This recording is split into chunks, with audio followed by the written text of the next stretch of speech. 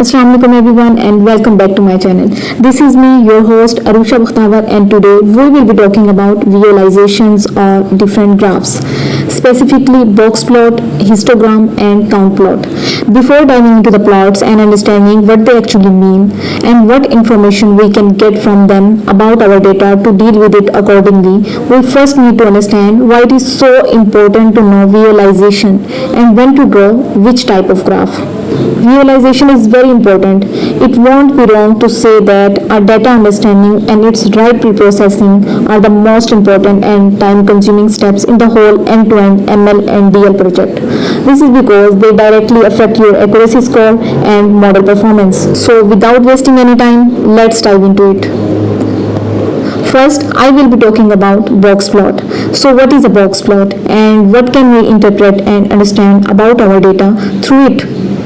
Here you can see that the rectangular box represents the middle 50% of the data in that specific column. This is called the interquartile range.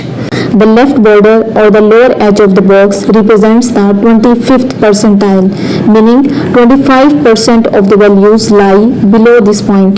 The right border or upper edge of the box represents the 75th percentile, meaning 75% of the values lie below this point. Beside this box, we have two whiskers, lower whisker representing the lower bound and upper whisker representing the upper bound. These whiskers show the range within which data is considered normal. If any data points lie outside these whiskers, we can clearly interpret them as outliers. So pause for a moment and let's first understand about the outliers. Outliers are data points that are very different from rest of the data. Abnormal values that can mislead the model, affect training and reduce accuracy. Thus they often need to be handled or removed.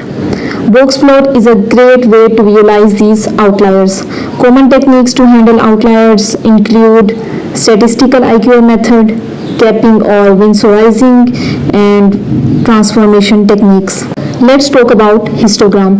Histograms are a very good way to understand the distribution of the data. For example, they can tell us a lot about our data, like where the majority of the values in a particular column lie, whether they are small or large values, whether the distribution is symmetrical or skewed, and if the data distribution is not symmetrical, it could be right skewed or left skewed.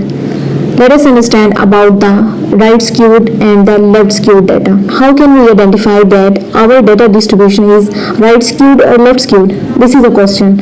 So, if the tail is on the right side, we can say the data is right skewed.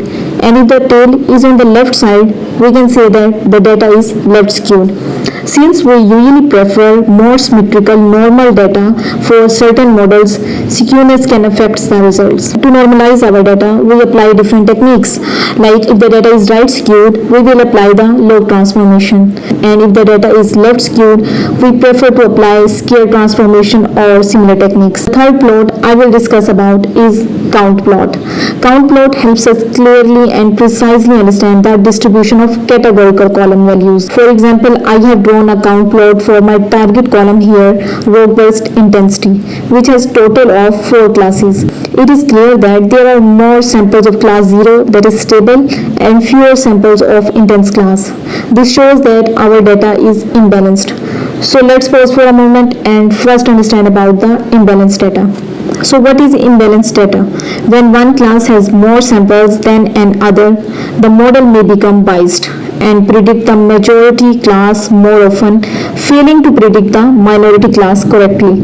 To handle this, different techniques can be used. One of the most popular for numerical data is SMOT, that is synthetic minority oversampling technique. So that's it for today. Let's meet in another video with some more worth knowing information. Thank you for watching.